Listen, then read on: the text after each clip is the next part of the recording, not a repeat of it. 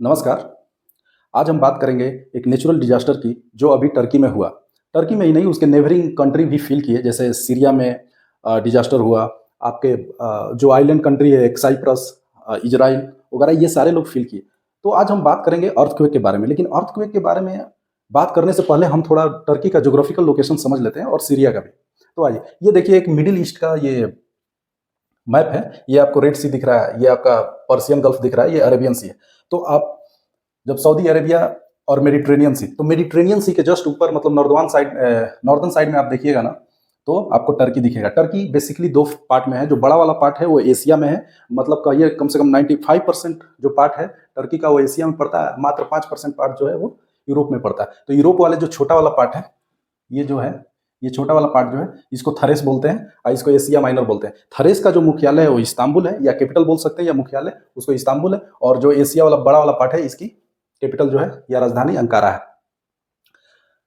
आप जब black black सी से, ये जो छोटा सा सी बीच में दिख रहा है ना, मतलब अंकारा, ग्रेटर टर्की और एशिया पार्ट, और ये थरेस के बीच में ये जो छोटा सा सी दिख रहा है, इसका नाम है मरमरा सी। तो आप जब ब्लैक सी से मरमरा सी में आना होगा ना, तो आपको स्ट्रेट ऑफ बॉस्फोरस, ये स्ट्रेट ऑफ बॉस्फोरस है, और ये एजियन सी है। ग्रीस के बगल में, मतलब नॉर्थ ईस्टर्न साइड में आपका कौन सा पड़ता है? एजियन सी। एजियन सी से अगर आपको मरमरा सी में जाना होगा तो डेंड्रलेस, द स्ट्रेट ऑफ डेंड्रलेस। मेरा कहने का मतलब है कि अगर आप नीचे से एजियन सी, मरमरा सी और ब्लैक सी, या ब्लैक सी, मरमरा सी, एजियन सी आएंगे, तो आपको दो साइमल्टेनियसली स्ट्रेट्स मिलेंगे जो दोनों टर्की के ही अंडर में आते हैं। अगर ब्लैक सी से आइएगा तो स्ट्रेट ऑफ बॉस्फोरस, और उसके बाद डेंड्रलिस। और नीचे से अगर मेडिटेरेनियन होके वाया एजियन सी आप जाते हैं, तो पहले डेंड्रलिस, देन आपको बॉस्फोरस। तो ये हुआ टर्की। अब हम बात करते हैं कि अर्थक्वेक क्या होता है। तो earthquake is nothing but just a shaking of the earth is known as earthquake. Earthquake के बहुत सारे कारण हो सकते हैं, नेचुरल कारण भी हैं और आपके मैनमेड कारण भी है। तो नेचुरल कारण में कौन कौन से कारण हैं? वोल्केनिक इरप्शन से हो सकता है, केमिकल रिएक्शन से हो सकता है, फॉल्ट लाइन के डिस्टर्बेंस से हो सकता है। आप देखिए ऊपर जो हमारा जो क्रस्ट है ना, क्रस्ट है, they are really moving, they are not stagnant. आप एक डायग्राम से समझिए। जो हमारा अर्थ क्रस्ट है ना, वो स्थेनोस्फेयर, जो नीचे सेमी लिक्विड फ्लूइड टाइप का रहता है, मतलब इससे थोड़ा कम रहता है, उस पर ये नॉर्मली फ्लोट करते रहता है। बस ऐसा ही समझिए, फ्लोट करते रहता है। 5 से 6 इंच ईयरली बेसिस पे ये फ्लोट करता है। तो फ्लोट करेगा तो दूसरे प्लेट भी फ्लोट करते हैं। तो या तो होरिजेंटल ऐसा घर्षण होगा, या तो एक के ऊपर एक चढ़ जाएगा। दो ही सिचुएशन हो सकते हैं, या तो ऊपर नीचे होगा, और या तो घर्षण होगा, मतलब फ्रिक्शन होगा। तो जहां पे ये फ्रिक्शन होता है ना, उसको फॉल्ट लाइन बोलते हैं। ये देखिए टर्की का दुर्दशा, कार के ऊपर ही घर गिर गया है। तो उसको मैं क्या बोल रहा था? मैं बोल रहा था कि उसको फॉल्ट लाइन बोलते हैं। दुनिया का जो सबसे बड़ा फॉल्ट लाइन है ना, उसको रिंग ऑफ फायर के नाम से जाना जाता है। अब रिंग ऑफ फायर कहाँ है? तो देखिए, ये एक नॉर्मल सा वर्ल्ड मैप है। नॉर्मली वर्ल्ड मैप जो है ना, वो यहां से काटे जाते हैं। आपको दिखता होगा कि अलास्का रीजन ऐसे दिखता है, और लोग सोचते हैं ना, पहले ये वाला चीज रसिया का था, तो बहुत लोग कंफ्यूज हो जाते हैं कि अलास्का रसिया कैसे हो सकता है। रसिया उधर दिखता है, ये इधर दिखता है। तो एक्चुअली क्या है ना, कि हम यहीं से मैप को काट करके बनाते हैं वर्ल्ड मैप। लेकिन ये मैप है जो अटलांटिक ओशन से, मतलब बीच से काटा हुआ है, तो आपको चूंकि पैसिफिक ओशन अच्छे से दिख जाए। तो पैसिफिक ओशन के किनारे जितने भी ये कंट्रीज है ना, these are the parts of ring of fire. इसी को कहते हैं रिंग ऑफ फायर।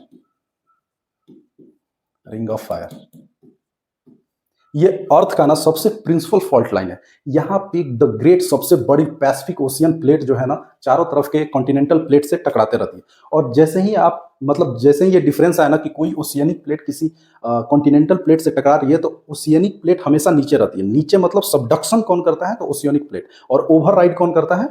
तो कॉन्टिनेंटल प्लेट। और जहाँ पे समुद्र और मतलब ओशियनिक प्लेट और कॉन्टिनेंटल प्लेट टकराएंगे, वहां पे बनता है फोल्ड माउंटेन। तो फोल्ड माउंटेन बनता है, और यहाँ पे वोल्केनो पाए जाते हैं। जब एक ओशियनिक प्लेट होगी और एक कॉन्टिनेंटल प्लेट होगी, तो फोल्ड माउंटेन तो बनेगा ही, साथ में वहाँ वोल्केनिक इरप्शन भी होंगे। हिमालयाज भी आपका फोल्ड माउंटेन है, हिमालयाज भी आपका फोल्ड माउंटेन है, लेकिन कोई वोल्केनो नहीं है। हिमालय भी एक फोल्ड माउंटेन है, लेकिन यहाँ पे हिमालयन रीजन में कोई वोल्केनो नहीं मिलता। क्यों नहीं मिलता? क्योंकि दोनों तरफ लैंड है, दोनों तरफ लैंड है। यहाँ पे ये रिंग ऑफ फायर क्यों बोलते हैं? क्योंकि इनके चारों तरफ, मतलब यहाँ पे जो एंडीज है या यहाँ पे रॉकी माउंटेन है, हर जगह आपको वोल्केनो मिलते हैं।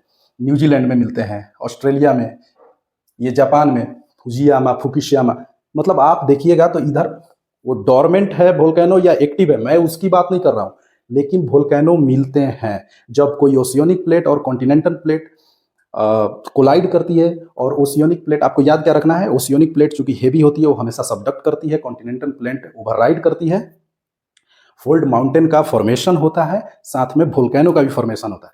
और एक नेचुरल काउज में वोल्केनो भी अर्थक्वेक का एक कारण है जो हम आगे देखेंगे। तो ये हमको समझाना था।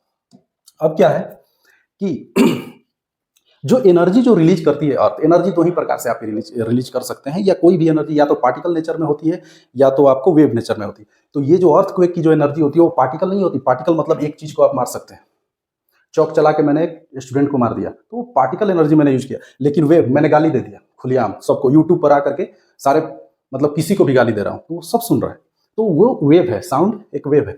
तो जो अर्थक्वेक होती है, अर्थक्वेक का जो एनर्जी रिलीज होता है, जो अर्थ क्रस्ट से जो एनर्जी रिलीज होती है वो वेव नेचर में होती है। जहां से ये अर्थ क्रस्ट से ओरिजिनेट होता है उसको, उस पॉइंट को बोलते हैं फोकस या फिर हाइपोसेंटर। हाइपोसेंटर क्या बोलते हैं, हाइपोसेंटर। जहां से अर्थ क्रस्ट के डेप्थ से, मतलब अर्थक्वेक का स्टार्टिंग होता है, उसको या तो फोकस बोलते हैं या तो हाइपोसेंटर बोलते हैं। और हाइपोसेंटर के अर्थ सरफेस पे, मतलब क्रस्ट पे परपेंडिकुलर, परपेंडिकुलर जस्ट उसके ऊपर को क्या बोलते हैं, इपीसेंटर। इसी को सेंटर ऑफ द अर्थक्वेक बोलते हैं, इपीसेंटर। और वेव कितने प्रकार के होते हैं जो इसमें से निकलते हैं, वेव होते हैं 3 प्रकार के। एक होता है प्राइमरी, एक होता है सेकेंडरी, और एक होता है लव वेव। प्राइमरी वेव का खासियत क्या है, ये बहुत फास्ट होती है, मतलब एकदम फास्टेस्ट होती है इन तीनों में, फास्टेस्ट होगी, सॉलिड से भी ट्रेवल करेगी, लिक्विड से भी ट्रेवल करेगी। सेकेंडरी वेव जो है ये S for secondary, S for solid, ये सिर्फ सॉलिड से ही ट्रेवल करेगी, लिक्विड में ये ट्रेवल नहीं करती है। सबसे फास्टेस्ट होती है, ये सेकेंड फास्टेस्ट होती है, सबसे स्लो लुसुर लुसुर ये होती है। ये कोई नुकसान नहीं करती, ये थोड़ा सा उससे ज्यादा नुकसान करती है, ये कोई नुकसान नहीं करती। मतलब ऐसा आई, ऐसा झटके से हिला के चली गई, ये पेन देखिए ऐसा झटके से हिला के चली गई, ये आया थोड़ा आराम से हिला। ये सरफेस पे ट्रेवल करता है, अर्थ सरफेस पे ट्रेवल करता है, तबाही मचा के रख देता है। इसका टाइम लेग जितना ज्यादा होगा, डिस्ट्रक्शन उतना ज्यादा होगा।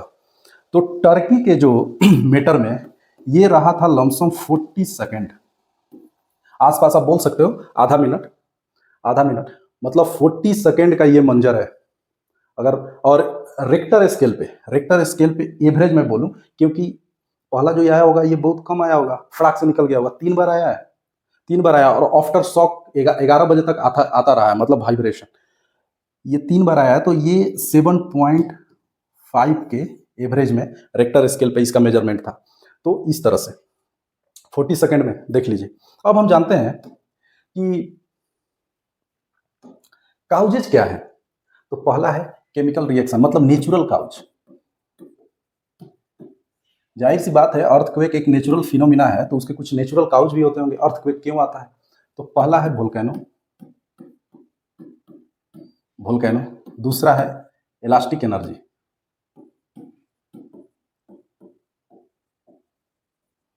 ये काउजेज हैं नेचुरल अर्थक्वेक के, जिसमें सबसे डोमिनेंट फैक्टर है ये। और ये इलास्टिक एनर्जी क्रिएट कहाँ से, मतलब इवॉल्व कहाँ से होती है, रिलीज कहाँ से होती है, तो टेक्टोनिक थ्योरी इसका आपको जो मैंने बताया, या तो फ्रिक्शन होगा हॉरिजॉन्टल मूवमेंट में, या तो सबडक्शन होगा, ऐसा कुछ होता है तो अर्थक्वेक आता है। तीसरा हो सकता है केमिकल रिएक्शन,